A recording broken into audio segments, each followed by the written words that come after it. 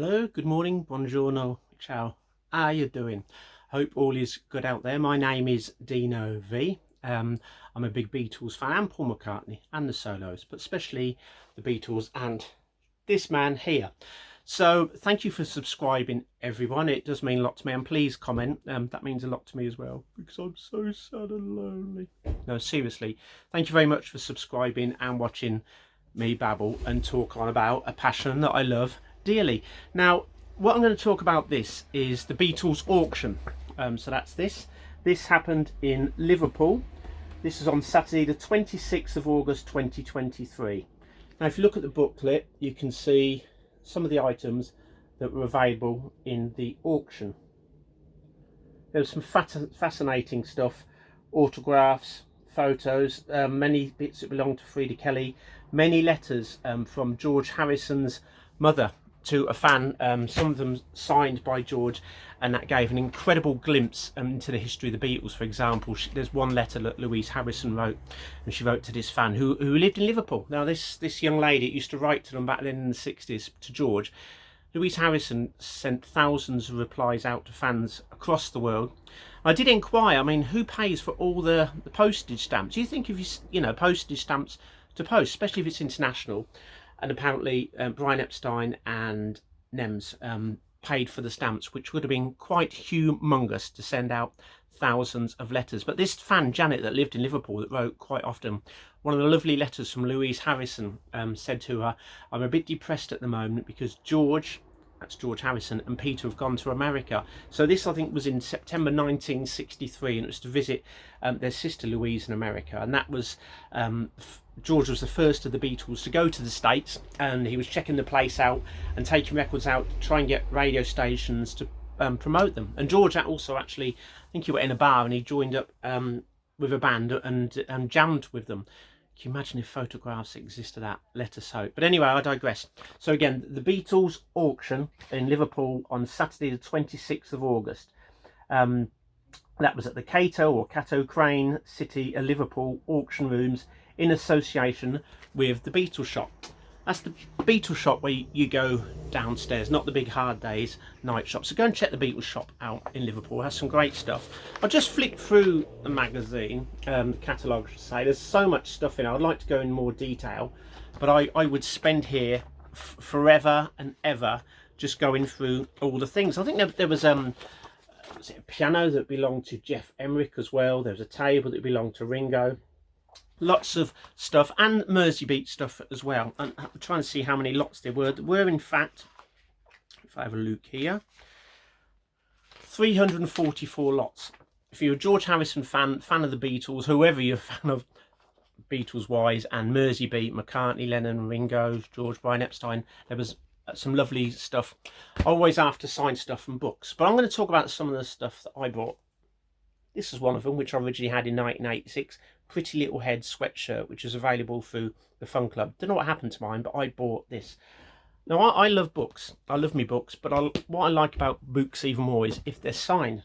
So here's the items I bought. Yoko Ono biography by Jerry Hopkins. Now, I'd already got this, and it's a fascinating book. I'm very intrigued by Yoko Ono. I think she's a fascinating person, and you can see in there it's signed as well. So that's another one for the collection. I've been fortunate enough to meet Yoko several occasions, and I used to write to her in the 80s and she wrote back. So to me, she was a lovely woman. She didn't have to write back. And this was first published in 1987.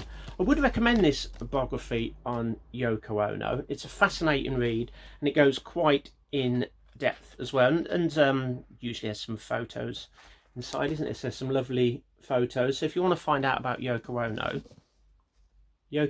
biography by Jerry Hopkins, I'd recommend you to get that. So that's another signed item, signed book in my collection. I've got quite a few signed books in my collection. May Pang, I can't think of them all now. This always happens. Anyway, I've got quite a few. Another book, we'd already got this, but this is an essential book by Sir George Martin. This is The Summer of Love, The Making of Sergeant Pepper's by Sir George Martin. Again, I've been fortunate to have met George Martin on several occasions, and got various signed things from him. What a lovely gentleman he was. and is, and always will be. And this is signed inside as well. So I've got George Martin's signature here. So if you're fascinated by the year of 1967 and Sergeant Pepper's and the Summer of Love, this is a fascinating book, but it's primarily is to do with recording Sergeant Pepper. So the Summer of Love, the making of Sergeant Pepper by Sir George Martin, which came out in 1994. So I picked that up at the auction as well. But the piece de la resistance, this is the thing I was really after. There was many things in the auction I was after. I wanted all these signed letters, written letters by Louise Harrison, George's mum. And I thought I'd get them for a bargain. Nobody will want them. I don't know, maybe it was 25, 30. I didn't get one. They went for good money. And who knows, the letters are so beautiful. Hopefully whoever purchased them will put them in a book and issue them so. And it's a great timeline diary of what was happening in George's life. I think there was one where Louise Harrison said to the fan, Christmas Day we went out because fans wouldn't stop knocking at the door and just saying, is George there, is George there, is George there, is George there, which he wasn't. So Louise and her husband, what was her husband called? Was it Harry? I forgot George Harrison's dad's name. That was Harry Greaves.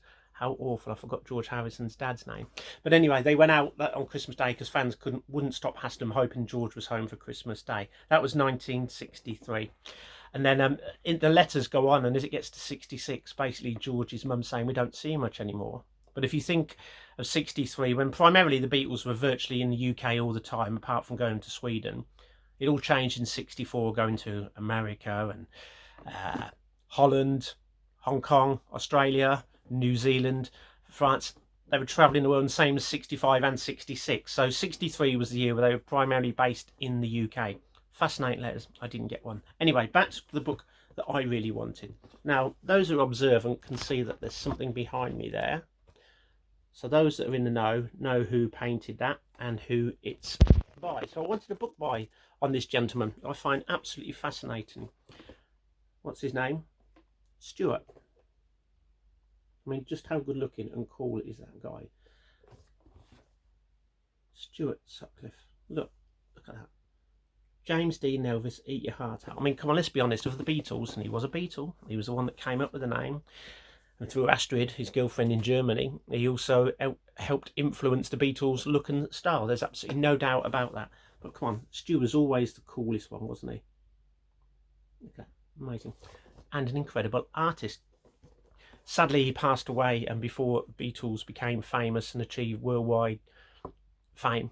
And like many fans, I believe that I'm sure Stuart would have designed an album cover for the Beatles. Wow, would he have joined the Beatles and been in them? No, he was too busy. He was in love with Astrid, living in Hamburg, and he was into his art. So this is the book I got anyway. This is a book called Stuart.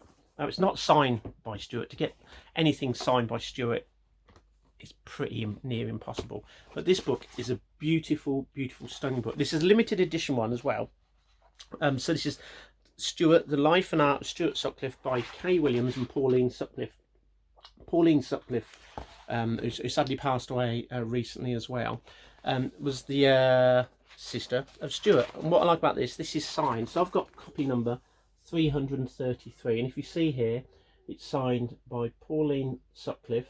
It's also signed by Astrid Kircher, and the lady that helped Pauline Sutcliffe write it, I forgot her name, Kay Williams. So I've got number 333 of 2,000 copies. So that's a beautiful signed book by three people doing a book on an incredibly talented, beautiful chap. Here's a photo inside of Stuart. I believe that's in Liverpool. Is it Gambia Terrace where they lived? I'm not sure. So it says that Liverpool College of Art student rag ball 1958. So on it you got Stu in the centre, Rod Murray to the left, and Rob Jones on the right. And I even love the bookmark. Look at the bookmark. It's a replica, I guess, of Stuart's dibble dabbles with his paint. Dibble dabbles. I don't think I've ever said that in my life. But I'm so happy to have this signed limited edition book with a low number. As I said, I do like collecting signed things, so I'd recommend getting this book if you can, but don't expect to get it for a bargain. Inside the book as well is this beautiful, if you look at this, you can read what it says: Examination in Art 1960 Evidence of Study. So this is like Stuart's little notebook. Obviously it's a replica, it's not the original, and it's got Stuart's writing inside. Again, replica stuff. It's what's it called? What's another word for replica? Whatever it is. It's obviously not the original. And in here he's listed some of the artists that he likes. And what I love on this, you've got Pollock and you've got de Kooning. Now, de Kooning, an artist, I'm not sure if he was Dutch or Belgium. I think he was Dutch. Paul McCartney was into art a lot, and there are pictures of Paul McCartney with de Kooning as well. And in here, we've got a lot of Stuart's writing. It's fascinating to read. I'll just read through some of it. So Stuart's written, when creating in my own perceptual, I construct from my own feelings as well as my own visual tactile. I can't read what that word, or sense data. Things immediately known as sensational colours, sounds. Therefore, my art is not symbolic of human feelings. This is a fascinating book, and it's got lots of his artwork in here. I do love Stuart's artwork. Me, I can't even draw a tree or people. I still do like the matchstick men, as we used to call them at school. So I'm very, very happy with this art book of Stuart Sutcliffe's. Absolutely fascinating stuff. So that's basically it. That's the 3 books I bought. I did buy other items. I bought this Pretty Little Head sweatshirt, which I haven't had. I don't know where mine disappeared to.